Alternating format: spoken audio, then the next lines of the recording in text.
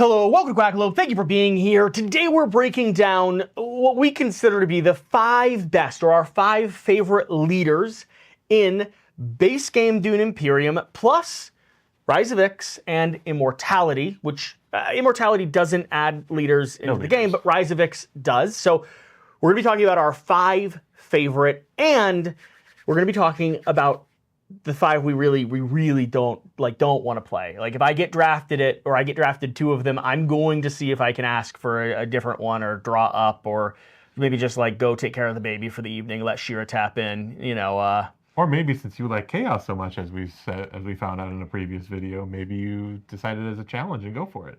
Some of them I have on this list because I have done just that, and I hate them. I really hate them. Like, I don't want to play with them again. I understand that.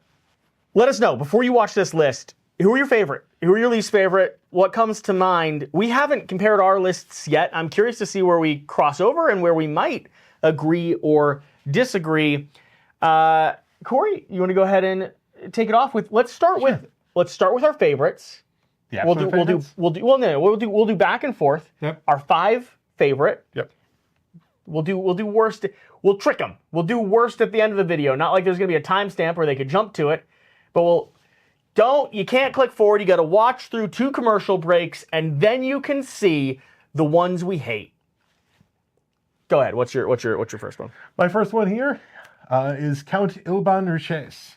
I like this guy because his base power, whenever you have to pay Solari for the cost of a board space, you get to draw a card. And there's so many, especially in the base Dune Imperium, where there's spots where you have to pay money to go there. And the idea of, oh, if I need to draw a card, I'm not just limited to those spots on the board that can draw me cards. I can go to a spot that I need to spend money for, and I'm automatically guaranteed to draw a card.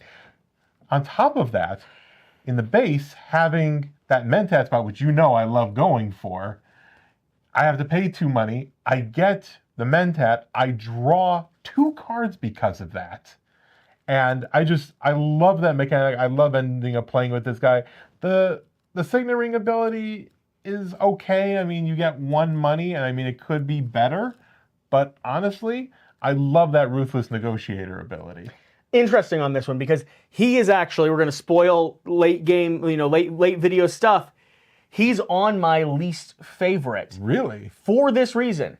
I don't really play base Dune without expansions included, and expansions cover up some of those green, typical money spending areas of the board. And so for me, when I did play with this guy, and I did experience him the one time, I found that my play style found his abilities to be either lackluster or ineffective at what I was trying to do. I'm not going to a lot of places that need money for me to activate. I'm not a big Mentat player, for instance, whereas you are, which is an interesting, different strategy. And so when I played with him, I tried to utilize his ability, but it only resulted across the course of the game of me drawing up a few cards here or there. And 1 Solari, everything costs so much more than that. If I want Solari, I'm going to try to find a way to get spice or sell stuff off. One at a time over the course of, a couple reshuffles and a couple Signet Ring abilities, it just feels really underpowered compared to some of the other core leaders in the base game. And this is a base game leader, I believe, right? He is indeed. Yeah. He's on one of my least favorites. Indeed. Okay. Interesting. We already have a head-to-head. Grr. I'm furious. I'm furious. Please give me Monsieur Paul Atreides. Paul Atreides. You may look at the top card of your deck at any time and a card draw ability. Mm-hmm. I mean, similar to what you're saying, but this one is tied to my Signet Ring. And not only that, but is enhanced by the fact that I can always check. And so this gives me more control over deck building, a draw power that is going to be in my hand. It modifies, a card. I like just having a card that says draw a card. That's beautiful. And as I build out my deck, or am I looking for that last little bit of spice, that last little bit of influence to be able to buy more market cards or go for a spice must flow card, I can always check. If you've noticed, in the last few games of Bloodlines that we've played, one of the TecTiles I have always purchased when it's available, and I think it's been, I think 2 out of the 3 last games, I think you're right. I have purchased the TecTile that allows me to look at the top card of my deck. It fits my play style wonderfully. Oh yeah, I agree with you. And this actually... Is he in your list? He is in my list of my favorites, actually. I love it, especially also playing it in the app where it has that little like section at the bottom left where it tells you like, hey, this is the next card. Cool. There's so much you can do So with the that app just cheats knowledge. for you. The app's just like, woo. Like, no, it's here. And if like it shows that little icon, you can kind of like Set yourself up for a big play. Yeah, You see that you're getting house cards. You know, you have a house card coming up, or you don't have a house card coming up. Like, get the resources necessary. Get yourself into position. It's very powerful. Oh yeah, absolutely. very powerful. Or on the flip side, it's a dagger. Well, I don't kind of really need a dagger right now. Maybe I'll go to this other spot that doesn't give me a draw card, and or on the flip side, maybe I want to draw. So it's just so that out for next turn. Yeah. Either way works. Yeah, it's very strategic and very satisfying, and it lasts. You'll see a common thread here. It lasts the duration of the game. It doesn't expire. Moving on, what's your next one? The next one I love playing is this one, Helena Riches. Actually, and I may be mangling the pronunciation. I don't recall them appearing in the books that I've read so far. They may be in some of the Brian Herbert, Kevin J. Anderson books. You've read like all the books. No, I'm in the middle. No. Sixth book. Let's get rid of the books that aren't Dune books. You're close to having read all the books. Yes. You know the ones I'm talking about. The sacrilegious. Spice must flow. I must not fear. Fear is the mind killer. That is what his son said when he decided to continue trying to write in a world that he didn't create. Yeah. The spice must flow. Spice must flow. But yeah, anyways, so I love playing her. Her ability, so eyes everywhere. Enemy agents don't block your agents at these green pentagon or blue circle board spaces, which I love because there might be times when I've keyed my decision onto my game plan onto maybe I'm going to the research station to draw a few cards, or I'm going to I want to go get my Swordmaster. 100%. And it's like, oh great. That alone is game changing. Yeah, absolutely. The manipulate ability I've used to some effect. I think I've used it more to just get rid of a card that maybe I think somebody else wants to go for, rather than a card I want to buy. It's a very mean way to play. It is, but it's very useful. If I know you are drawing up a bunch of cards, and I think the Kwisatz Haderach card that costs 8 persuasion, and I'm worried that you might grab it for it. Mm-hmm. I'm just going to knock that out of there, and sorry, rather than those times where it's been, oh, I'm so close, I can buy that if I just had one more, and then I can use it and be able to purchase it during my reveal turn. She's on my list as well. For that you like? Or yeah, absolutely. For all the reasons you listed, the green and purple spaces on the board are some of the most consequential when it comes to blocked locations for an action.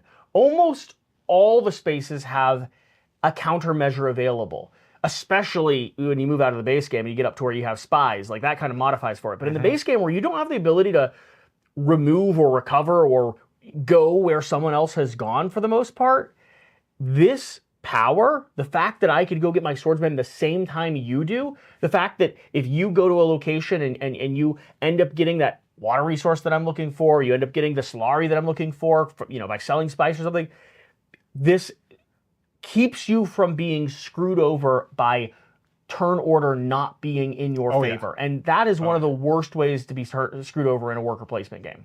Oh yeah, it's absolutely. Just I'm too behind, so I'm never gonna get what I'm going for. It changes the complexion of the chess match, basically. Yeah. Great for, even though it's a level 2, I argue great for beginner players. I would agree with that, actually. Yeah. Moving on to my next one on my list, then, is going to be Lotus Arena. Countess Arena. My C and L's look the same. Yeah. So I have her here. She's a level 3, which I find a little interesting. But whenever you harvest spice, gain 1 spice less and draw a card. Again, a draw card ability. I like this because it makes base spice a draw card location, which no one else has, Yeah. and makes that location more intriguing than one spice is. And then the other two locations are not only locations that require water, which I'm going to be getting from my Signat Ring anyway, but fill up with bonus spice in a way that makes them still worth going to, and I get to draw a card. Like, it changes the equation when it comes to Spice Must Flow and gives you three things that are essential to the ease of play. Card draw, spice, water. I don't know that I could ask for more. It's basic. It's like the building blocks to a really good pie. So I did not actually... Berries, crust, milk. Yeah. Hamburger. I was going to say cheese, but doesn't work anymore. No, it does not. Damn it. Indeed. Go ahead. I actually debated putting her in the top 5. I think if we had a sixth one, I think she would probably be 6. I think I have more that I like above her, but I agree with you that this is a very powerful leader to have, and if you're able to use it to the fullest, it's going to give you a lot of stuff. Cool. All right. What's your next one? So my next one, and probably arguably my favorite, even though he's a horrible character in the books. The Baron. The Baron Harkonnen. So the Master Stroke ability, where you secretly choose 2 factions, and when you deploy 4 or more troops to the conflict, reveal them, you gain 1 influence with each. And then the Signat Ring ability of spending 1 Solari to get an Intri card, which I think is amazing. And especially if you're looking for some kind of either a bonus in combat or you're looking for a bonus in the endgame scoring, the ability to just grab an Intri card anywhere you go for 1 Solari is really nice. The other point though, Master Stroke, I've had multiple games where I'm playing the Baron and I end up becoming first player. And the first thing I do is I go to that one Fremen spot that adds 2 troops to my garrison, and I just deploy 4 right there. Because what I'll usually have done is I've picked the Fremen, and I've picked maybe the Spacing Guild, especially if I'm playing with Rise of Ix, and it has that shipping track with the one spot that requires 2 influence there. But the second I did that, not only did I get a point on the first turn of the game, but now Siege Talbur that requires 2 influence with the Fremen in order to go to, that's mine. Mm-hmm. I'm there and nobody's going to get there for maybe another 2 rounds. Yeah. And that spot is just mine. And I know I can go there and I can save it until the last action of the round because I know none of you can go there. It's a compelling argument. He's not on my list. He's not on either of my lists, though. Not best, not worst. He's in the middle. The reason being is because it expires. It does. I like asymmetry. I like powers and abilities that let me play through the duration of the game as that character, even if they're not as powerful necessarily, right? Modifying and getting a less spice but a draw card is good. It might not be as powerful as getting an early game victory point and opening up locations that no one else has access to. It might not be strategically, but I can play it for the duration of the game. I find the Master Stroke to be intriguing, to be eventful. But after I've done it, I don't even like this. I don't know. I don't care so much to glance down at the character I'm playing anymore, and I find that a little bit sad. So, no, but what I will say is Solari for an I don't find Intri cards too difficult to get. I mean, in the base they're game, very good. I just don't find them too difficult to get. I would disagree with you on that, but I hear you. Yeah. The base game, they're not as powerful either. They're impactful, but not as powerful. Well, I mean, if you're playing with Rise of Ix, I think that's... Yeah, maybe. So, what's next on your list? Duke Leto Atreides.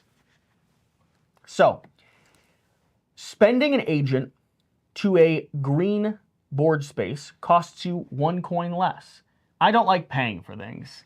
I'm very annoyed when I have to pay for things. I'm very annoyed when I have almost all the money I need to pay for things and I yet can't go there because I don't have all the money I need to pay for things. He gives me a discount. I like I said, I like a faction ability that manipulates the game for the duration of the game. And this does just that. It's cheaper to go to green. That means green is a place I'm going to be playing this game in a way that I don't play at other games.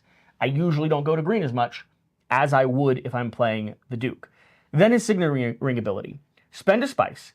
Gain 1 influence with a faction where an opponent has more influence than you. This creates a very, very fun dynamic where you can start racing up a track. You focus on 1 or 2 of them that are strong, that you want to continue going to. And then the other ones, you just let people kind of tick their way up. And then just start doubling down with your Signet Ring. And even, potentially, towards the end of the game, this gets even more powerful. Because this could be the difference between me evening myself up or getting up to where the other person is, and then through a strategic play or through a more powerful card, passing them and stealing the victory point out of their grasp. So this is a Signet Ring ability that actually, I think, improves later in the game, as opposed to early on. I hate to break it to you here, Jesse. What? This one's on my list of my least favorites. Oh, why? Did I convince you? Did I set a compelling case? Why don't you like it? That's okay. I mean, I get where you're coming from this, where it provides the ability, and I do appreciate the Signet Ring ability. I just feel like in order for this to maximize the Signet Ring ability, you have to have something else with it. Like the Baron, for example, if it's 1 coin for an Intri card, and that's it, and you're guaranteed to get that Intri. This is okay. You're gaining the influence, and I appreciate that. But especially later in the game, where you kind of need to start getting up the alliances in order to really get to the higher, victory point count. This is almost too reliant on having those other cards there with you in order for you to actually move up on the track to try and overtake someone. And then, as much as I like going to the green spots, I love getting the Mentat, and for me, that's kind of cool. Oh, the Mentat only cost me 1 money instead of 2. Well, and early game deck building.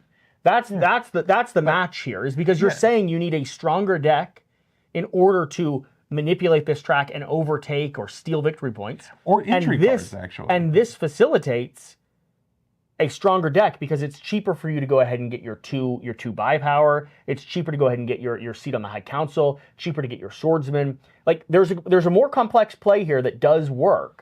It does. I mean, it wouldn't be near the bottom, for example, but it's not one of the ones that I look forward to playing. It's interesting.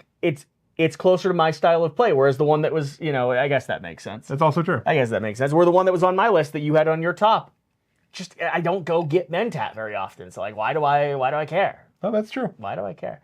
What's your next one? All right. The next one, and actually I think it's technically the last one considering... I have only one more as well because we've crossed twice. So this is going to be possibly a controversial opinion here. You think it's on my worst? You think it's on my worst? It might be on your worst. And also is probably the one most debated that I've seen. Okay. It's one of the ones from Ix. Yeah, absolutely. Tessia Verus. Absolutely on my worst.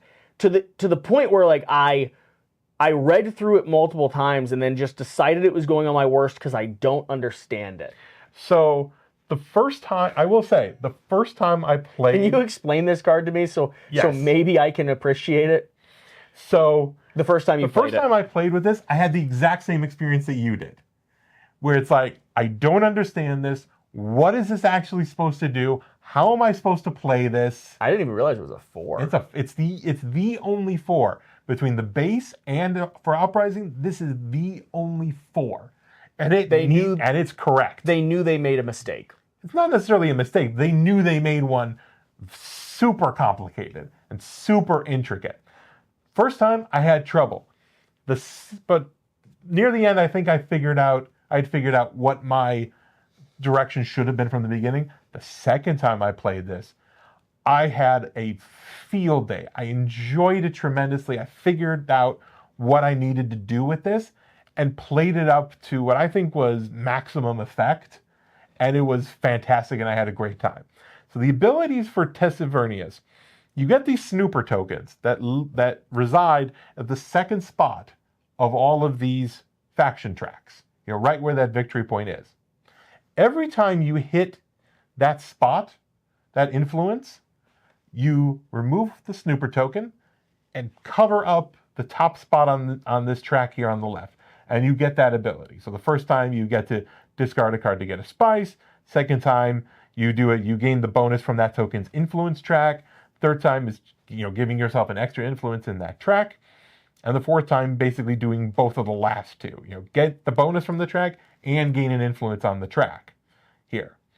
And I think that does really well combining with the Signat Ring ability, where you can go down to gain one influence with a faction where you have a snooper token.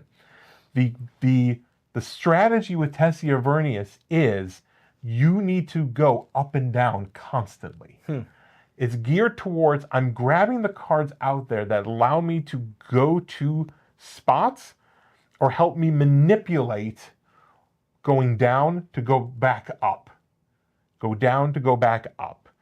Because eventually what you end up having is you end up at a spot near the end of the game where you're at good levels on all of the boards and you didn't really do much of anything to get there. Plus, if you time some of these bonuses appropriately, let's say you badly need the water, maybe you save the Fremen for being the second faction you get to 2 on, and you just get yourself a water, something that ordinarily you'd have to wait until you had 4. Or maybe you go to the Spacing Gilded because you need the money. Or you're trying to make a move to overtake somebody, gaining an extra influence. This would technically then being, I just got to level 2 and it gave me a victory point. It's giving me an extra influence on that track. And now I'm only 1 away from the Alliance token. It gives you a very nice boost if you play it correctly. I'm intrigued. It's still on my worst. It's too complicated. No one entering into the experience of play is going to engage with this card. And my counter argument... They do warn you about that, though, by having the 4. Here's my problem. I'm worried that cards that are this advanced, going to an advanced player by default, are better than the cards that are simpler. Just in terms of strategy, in terms of effect, in terms of the compounding interest on what you're doing. And so, I think if you're an advanced player playing with people who would never choose this as their leader, and you choose this as your leader and know how to utilize it, you likely have a pretty substantial advantage. I mean, the amount of escalating bonuses is significant. But I would argue you would have that anyway with any of the other leaders that we've talked about. No, some of them just don't give you much. No, but I mean some of the ones on your favorite list. I mean, the Countess, for example. I understand. You know how to use it. If that was in the hands of a new player, they wouldn't necessarily know how to maximize that, whereas you would. Yeah, I mean, experience is always going to be a threshold. This one, I want to play it though. I do want to play it now that you've explained the process by which it is played. Mm-hmm. My last one on my list is going to be Elisa Fez. Because. I don't know. I don't know what yes, this one. So, level 3, close to level 4, right there. 1 step ahead. Round start. Set aside a card from your hand. Then, at the start of your second turn in a round, reveal that card and return it to your hand. If you then use it to send an agent this turn, if it has exactly 1 agent icon, you gain a spice. Otherwise, you gain a Solari. And then you can use your Signat Ring to spend your Solari for this ability. Fold space cards. This is the wild card. The card that just lets you do a bunch of stuff and go a bunch of places and use it once and then it leaves the game. I like cards that give me a lot of opportunity to go wherever I want because I need them sometimes. I like chaos in my games, and Fold Space is chaos, to the point where when I first started playing Dune, I think the very first game I ever played of Dune Imperium involved me buying 4 or 5 Fold Space cards thinking that they would really matter, and they didn't, and I was disappointed by that, but they were so fun to look at. I wanted them. I still want them, even though I don't choose to purchase them anymore. I'll do 1 Solari for a few of them in my deck. I like having them. They're fun to come across. And then this ability here, I like a little bit of programming. I like a little bit of tactical play. I like being rewarded for strategic thinking, and this does that. This has me build my deck in a very specific manner to facilitate cards that only have 1 location on them. And then I set those cards off to the side, and I have to have planned appropriately and not been interrupted by other players, meaning I'm playing a whole little psychological game with other people at the table. They don't even know they're playing. And again, this is another example of one that lasts the duration of the game.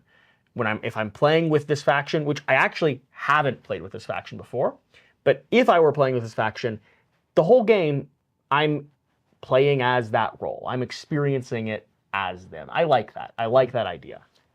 I hate to break it to you again. On your worst? It's on my worst. Tell me why. Tell me why. So Fold space cards suck. I'm not. I'll admit I'm not to into it. fold space cards. I'll admit to it. You are correct, and yet, tell me this. Yeah. Pretty and fun. They are fun. Yeah? I'm gonna say it, and you do get to draw a card, so it's not like you're losing something that you would have normally gotten. But they're not strategically good. They're like, my whole thing with deck building is I'm trying to get stuff that has powerful effects in it, and I want to get those cards. And while, fold space can work under certain circumstances. It's the default, I care more about worker placement than deck building. Yeah. Let me go somewhere, please. Exactly. And then part of this is, especially when you're playing a 4-player game like we did last night, like the idea that my second card is definitely going to be the card that I'm going to use second in the turn, especially if I'm going third or even fourth. We're talking about the 8th play of a round. Is it going to be matching? Because if it is, great, I get lucky and I get 1 spice or 1 money. And if not, I'm out of luck. I don't get anything for this benefit. And it's almost a waste. Like, it only works half the time, maybe. Yeah, you're 100% correct. I like this one because it introduces chaos to my own game experience, and I'm a man who likes chaos. You are a man who likes I like the gamble. We've established this. I like the gamble. We've established this. I appreciate it. Because when I hit it, it feels good to hit. And I get that spice or I get that Solari that I needed, that feels good. I hear. It's not enough for me. Yeah, you're right. I think you're right. I think it should be on the worst, but it's staying on my best. And especially if you compare it to, my personal favorite that I mentioned earlier, which was the Baron. Get out of here. All right. Look, the Signat Ring ability is very similar, where you're spending a Solari to get something. But I'd rather get the Intri card than the fold space. But Intri cards are so less fun and pretty. Oh, I beg to differ. They're less pretty, that's for sure. Strategically, they're better. Strategically, they're much better. But fold space, I always want a fold space card. I never buy them. They're bad strategy. But I always want one. I'm happy to get one. I'm thrilled. What? You're just going to give this to me? I love it. Come on. Yep. Intrigue, it's like I'm doing the right thing. I'm being responsible. This character is a challenge to play, and I enjoy that. All right, let's go through our worst. Funny enough, we've crossed off 2 of each other's. Yeah. But I'm wondering if some of these will match. We've each got 3 remaining. Yep. So I think the first one I'm going to go for here is the Princess, Una Moritani. Prince is right here. Princess? Not the Prince? There's a separate one that's the Prince. It might be the Prince. Yeah. We'll get to the Prince. I have a feeling we're going to get to the Prince. It might be the Prince. All right. But yeah, so the Princess, Una Moritani. I think we played this once with Dan, and who enjoys the game and knows how to play the game, and he got confused by how he was going to kind of utilize this to the best of his ability. So first off, you don't get any water to start, which is already a significant. Sorry, puts you on your heels. It puts you on your heels because water is useful for so many things. Whenever you gain money on your turn, you get an extra one. That's okay. I think what happened in the game that you're referencing is he had all the money and nothing to do with it. Yeah, exactly. Because the thing he had already gotten the High Council seat, I believe. He may have already gotten the Swordmaster. Yeah. But it was just like, he was just basically piling up just so that he could do this to get, okay, he moved up on an influence track, but wouldn't it have been better for him to have gotten anything, faction cards? Literally anything for it. It's a very, what I would say, weak and very internalized system. You gain money, you gain extra money, so you can, late in the game, grab 1 combat, grab 1 influence, grab 1 spice. Like, midway through, this is end game stuff we're talking about. I don't have 7 money to waste early. Yep. Early, I'm buying my seat. Early, I'm getting my swordsman. I'm in the last few rounds of the game, and I care about a spice and a soldier. Yeah. I don't think so. Yeah. I think I've defaulted to playing a different version of this game by that point. Agreed. Yeah, it actually isn't on my list. I think it's the prince that's on my list, but I don't like her. I don't like her at all. I don't think she's that great. Pull the prince. Let's see if I'd swap him with her. Let's see if she should be on my now list. the prince is definitely the worst. Let's one. talk about this. Prince Romber Vernis. He's on yours as well. He is. He is. Most wanted. Heavy lasgun cannons. Your dreadnoughts have 4 strength. Thanks, man. Like, my soldiers have 2, so you give me 1 extra. That's nothing. And then you either get to buy or recall? Is that right? No, that is putting in an ambassador down so that your future purchases would be... Oh, you just buy or it's buy or discount. I thought it was like discount, buy or slide down the track. I was trying to remember what that symbol was. Buy or discount. He sucks. Yeah, and I mean, especially like with the dreadnoughts. Like, okay, dreadnoughts are great. I can get him into battle, and then if I win, I don't have that dreadnought the next round. Barricading a location. It's barricading a location that I may go to. My opponents may not go to it because they know I'm going to get How many times kind of benefit. do you find combat, especially in base game Dune, comes down to a 1? Not often. Not often. Not often. It's usually an intrigue card with 3 or 4 of a swing. It's usually 2 extra guys. Somebody who's gone into the Highliner spot to just raid the board with troops. It's not a 1. Yeah, this is definitely, and a number of other spots that I've seen, doing tiered lists. This is always, F tier. And I'm not putting out multiple dreadnoughts into a battle. Yeah, no. Like I'm gonna have 1 out there so I can claim the location. That's it. Like, what are you doing, Prince? Mm-hmm. I do hate him more than the princess. Yeah, no, he's definitely when I going to make a list of which ones do I hate, which ones do I dislike the most. This one's number 1. I wouldn't even like. He's a 1 skill, and like I feel like he actually would hurt someone's gameplay. I think so. I think they may have a bad experience. They direct their attention to an area that they shouldn't be focused on. That's the other problem with him is dreadnoughts are not. If this was inverse, and we were talking about sandworms or something like that, and it directed a new player towards going for sandworms, that's a good thing. That's a worthwhile adventure. Dreadnoughts aren't even where you want to put your focus. Yeah. They don't give you a good bonus. They're a 50% bonus as it is. When they barricade a location, it's for a single round, and they just give you a 1 if you or someone else happens to end up there, which doesn't happen so often because no one likes going to a place that is barricaded. Yeah. I hate him more and more. Yeah, he's not good. Man. He's definitely not good. All right. Where are we going now? All right, so I've got 2 left. Is this your last one? I have to double check if this is my last one, but... Well, if you go ahead and pull then for me the Earl. That's exactly what I was looking for. All right, we're going to match up on that one. Earl Memnon Torvald. Talk me through it. Tell me why he's on your list. So, And mine. Tell me why he's on my list. Yes. So, connections. When you take a High Council seat, you get an influence. Great. That's it? That's all I get for this guy? So lame. It is How so many little. have given us multiple influences? How many have given us effects that last the entire duration? Game. He is the epitome of a action that gives you nothing for the duration of the game. He's like a blank card. And it's not even like, oh, it's balanced by having this really super cool Signet Ring ability, which I could understand as being, the trade-off. It's just, you got a spice. Okay. It's not even that good. Give me a water. Give me something more valuable. Yeah. Give me a free intrigue card. Give me something more valuable. Who's the designer of this game? Paul Denon? I would rather if he just spit in my box than send me this card.